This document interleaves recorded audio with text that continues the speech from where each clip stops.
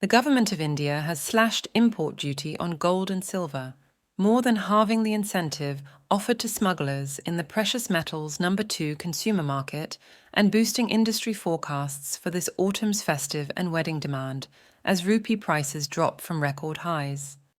Last week's surprise move, announced by Finance Minister Nirmala Sitharaman as part of a new tax simplification drive, came after a decade of lobbying by India's bullion and jewellery industry was repeatedly spurned by the BJP government, led by Narendra Modi, and re-elected, but without an outright majority in June. Now slashed from a modern-era record of 15% to just 6% for gold and silver bullion, India's heavy rate of import duty has been blamed for a surge in smuggling, as well as growing exploitation of loopholes, trade agreements, and tax differentials for unrefined doré and gold-plated platinum. Such unofficial inflows meant that, compared to gold prices in London, heart of the precious metals global trading and storage network, plus general sales tax rates of 3% and the 15% import duty, gold in India traded at a discount to the official, quote, almost without pause since 2015, according to figures gathered and published by the mining industry's World Gold Council. That discount hit a record $110 a week before Delhi's surprise move, the widest ever on WGC data starting 2012. Specialist analysts Metals Focus put the pre-cut discount at $70.80 per ounce, while news agency Reuters quotes $65, the deepest discount in 6 months. India has become a hub for Sudanese syndicates running a booming trans-Saharan gold racket, says The Week magazine, reporting how flows from war-torn Sudan, estimated as Africa's third largest gold mining nation and the 10th largest worldwide, have been smuggled by female kuruvis, meaning sparrows, a slang term for human mules, flying into India from the United Arab Emirates, or walking across the border from Nepal, wearing gold dust or paste on their skin, and swallowing or hiding gold capsules in body cavities. Other smuggling routes include fishing boats sailing between northern Sri Lanka and the southeastern state of Tamil Nadu, the free movement border with Myanmar, and flights from the UAE. Staff from the UAE's consulate in Kerala are among 27 accused of using diplomatic bags to smuggle almost 100 kilograms of gold into India between 2019 and 2020.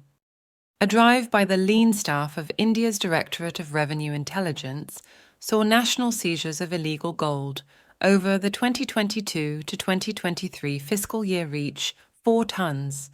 nearly equal to the previous 2 years combined, and beating the pre-COVID year of 2019 to 2020 by 10%. India's Comprehensive Economic Partnership Agreement, CEPA, with the UAE, signed in February 2022, also meant that imports of platinum bullion were charged just 5% duty rates and needed to contain only 2% of the white metal to qualify. That loophole spurred 13 tons of platinum consignments across the Indian Ocean in just 4 weeks to early July, beating 2023's full-year total as dealers imported platinum-plated gold. Import duty differentials between gold bullion bars and semi-refined doré had already been equalized by the New Delhi government after a failed attempt to boost India's domestic bullion refining industry saw huge overcapacity in the late 2010s. But doré still accounted for nearly 28% of gross bullion inflows in 2021 to 2023 on metals-focused data for the World Gold Council, up from less than 5% in 2012 to 2014. In total, around 150 tons of last year's gross 805 tons of Indian gold imports were unofficial, also known as grey inflows, the consultancy says. Gold prices have fallen sharply due to a reduction in duties and a correction in global prices, says Harshad Ajmera, owner of wholesale dealer JJ Goldhouse in Kolkata. Many buyers who were waiting for this price drop are now entering the market. Historically, when gold prices fall, consumer enthusiasm tends to increase, agrees Suvankar Sen, CEO of Kolkata-based $880 million stock market listed jeweler Senco Gold Limited. After household demand fell earlier this year in the face of new record high gold rates, we anticipate a 10 to 15% rise in sales due to lower gold prices ahead of the autumn's key Diwali festival and wedding season. Shares in Senco Gold leapt almost 10% on last Tuesday's announcement by Finance Minister Sitharaman, but have since fallen back while $36 billion valued market leader Titan remains 5% higher, and $7 billion Kalyan trades 8% above its pre-announcement level. Indian jewelry demand was hit by record high gold prices, but the duty cut will bring down prices and boost consumption, says Saurabh Gadgil, chairman of Unlisted Jewelers PNG in the western city of Pune.